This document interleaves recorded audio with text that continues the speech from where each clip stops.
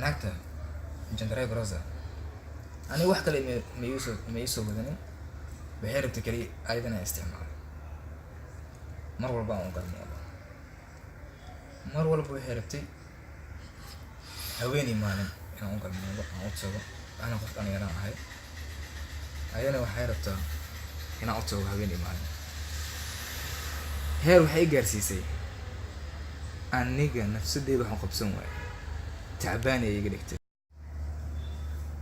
السلام عليكم ورحمة الله وبركاته.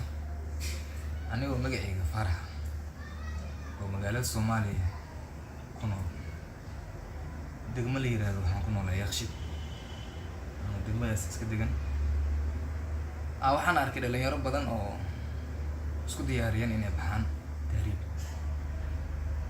مركز ثاني يوسف بندقان وحيد هان نيو أنا تهريب أرمنا adiga tahriibkaas ma galaysaa aniga waxaan dhahay lacagan tahriiban ku aado ma haysto bis dhalinyartii waxay dhaheen warniyow inaa ismurjismaan anagaa tahriibkaa bixineen warbaha ka baqin anagaa lacag ku hayno waa israacina cabsiga dhan iska dhaaf waayaan dhahniyo aniga waalida igu xiriiro waalidkii waa inaan weydiiyaa maxumay dhaheen waa weydii kartaa waalidkeeda bes anigu waa soo bax waalidiinteeda umaad waxaan dhahay aabi hooyo aniga tahriib waan socdaa sidaas oo la socda markaasay dhaheen tahriib aadi muxumee wiilkaygu maxaad ku bixaysaa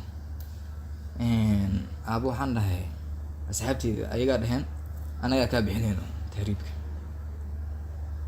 aabo wuxuu marar badan oo isku daya aabo inuu waaniyo wuxuu dhahay bini aadanka liskuma haleeyo wiilkayga ma ka fiirsatid ilan dhalinyaro ah waad la socotaan dhalinyarana waxaa waaye hataa buufis la geliyo buufiskii waa qaadanayaan anna buufiskaasaa ugu jiray aabeed si walba ii waaniyo waanadiis waa qaadan waayey ilan waxaa ii cad keliya buufiskaas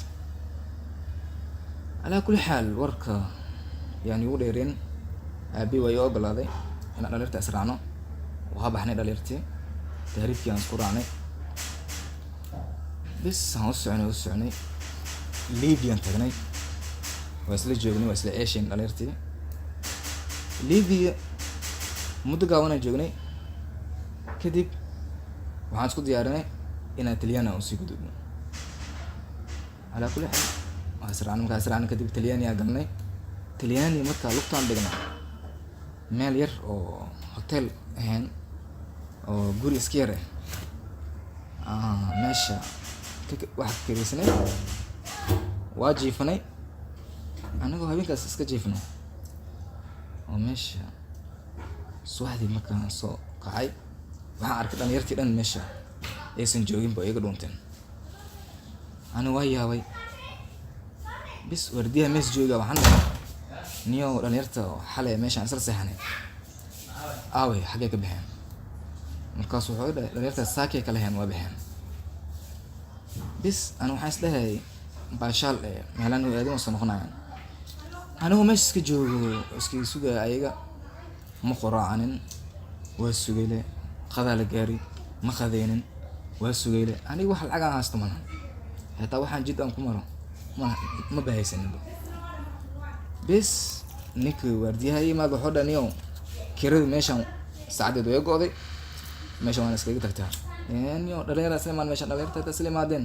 meeshaan kira lagu jifta lacag iska rabaa leedahay bes waa iska soo bax meesha magaalka hore soo galay aniga ma aqoon run ahaantii meesha in qaxootiga isku dhiibaayo oo UN ku qaabilayo waa ka dhacsanaa bes darbajiif iska noqday anigoo darbajiif iska soo kacay meeshii aan ka ceeshayo habeenada kamid ah naag oo Talyaani oo abtooy iska dhadhaceyso kasoo dharagtay cabitaan badan ay soo cabtay anoo darbi iska jeefo ee ugu imaadeen markaas waxay dhahdeen geesi af Talyaani u dhahday ana ma aqoonin laakiin way fahmi kartaa qofka hadduu wax bixiyo example amal gacan amal waxay u dhahday iga sika amal waan ka sigtay meesha dhinacayga soo jiifatay markuu waaga soo bariyeen oo sakrada ay ka baxday waa is aragnay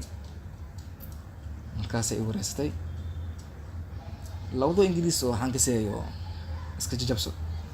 Bas waxaan dhahay magacayga aan sheegay inuu Faarax lahayo, ay magaceeda ii sheegtay, waxay igu sheegtay inay dhahdo Jendarai Grocer.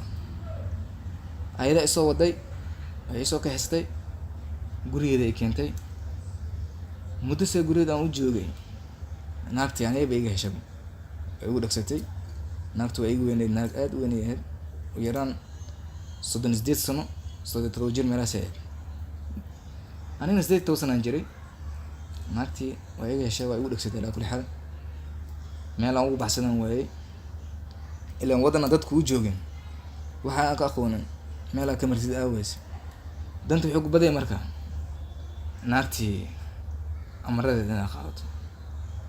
Bis anoo danteeda fiirsanayo arrintii ka ogolaaday.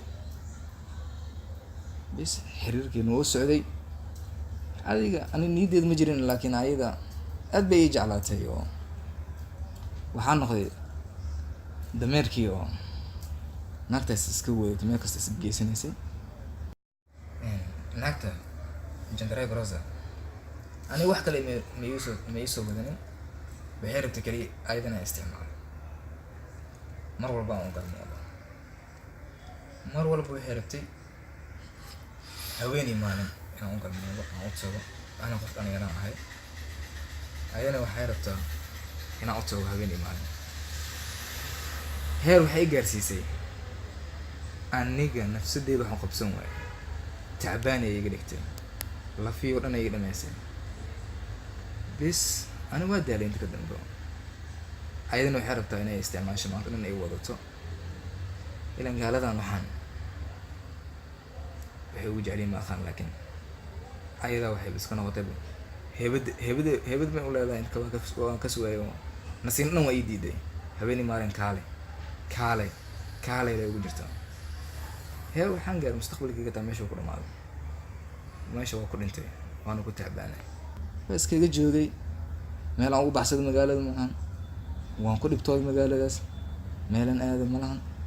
Xitaa waxaan weeyay hal Soomaali aan qoonsado oo aan dhaho waraniino dhibkaan ay haystee, dhibkaan iga bixiyo. Bis naagtan muddo kadib waxaan isku dayay naagta inaan ka dhunto. Ayadana barnaamijka way igu fahantay inaan iyada ka dhunto. Bis ilaan waa ogtiin Yurub naaga awood inay leeyihiin. Bis anigoo barnaamijkii aan ku tala jiro way qabatay, booliiskii rabad gareysay inaan aniga aan baxsan rabo markay ogaatay. Markaasaan dhahay walaalay maxaa dhacay? Waxay tiri waa ku dareemay inaa iga baxsidaa rabtaa. Walaalay waxaan dhahay adiga habarda aad tahay oo ujeeday aniga cunug dhalinyarada mustaqbal aan rabaa, family ay sugay waxbay iga sugayaan. Ilaa hadda familkeyga ma telefoon gareenin oo xaaladeeda ma ila soo socdaan, inaan dhintay inaan nool inta ba kama hayaan. Walaalay ku taalay tiri yaa adiga ana rabaad ii tahay. Markaas naagtii hadalkeedaan qaatay, waa ogolaaday. Anoo ciishoonayo ciilka iga tambatay. Waxaa iska noqday magaaladaas dadkaas joogan oo kale, waan ku farxirtay. Ilaan nin dan haystaan ah.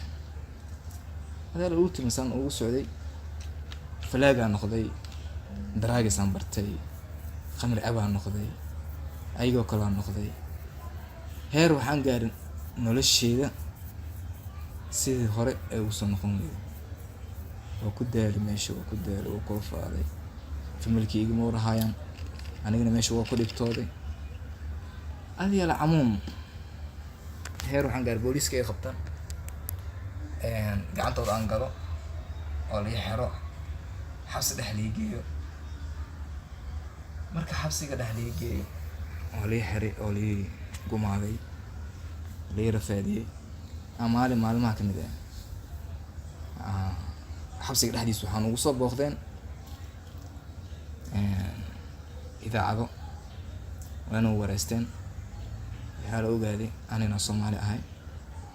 ilaan Soomaali marka waxa la qaqaa walba buunna mugtay baraha bulshada la soo dhigay anigoo barnaamijkaas lagu hayo familykeyga baraha bulshadayga dhex arkeen, waa naxeen. Naxtinka ay ka qaadeen ay la soo xiriireen, barnaamijkaas ay u dhacay aan u sheekeeyey. Waxaan dhahay abo hooyo dhibkaas ay qabsaday, meelaha magaalkan ugu bax male dhalintaan soo raacayna waa iga dhunteen. Bis waalidiinteeda heer waxay gaareen dowladda inay caawinaad weydiistaan, dhahaan wiilkeena aan u baahannahay, xataa dib ha nagu soo celiyo waddankaas dhan uma rabno. Adiga barnaamijkaas asoo lagu guda jiro in laii soo celiyo la rabo, dowladdii dhan barnaamijkii isku ambaan qaaday.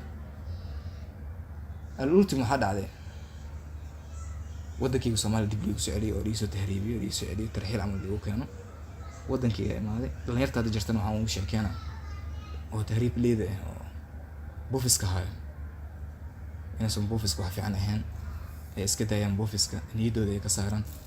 Waddan waxaa xaqiiqo ah waddankaagana waddan kuu yahay, asiga inaad ku rafaado, asiga le inaad ku dherigto, asiga le inaad ku gaajooto oo meel kale aadan ka aadin. Waddan waa waddankaaga, waddan kale waddan kuuma noqdo.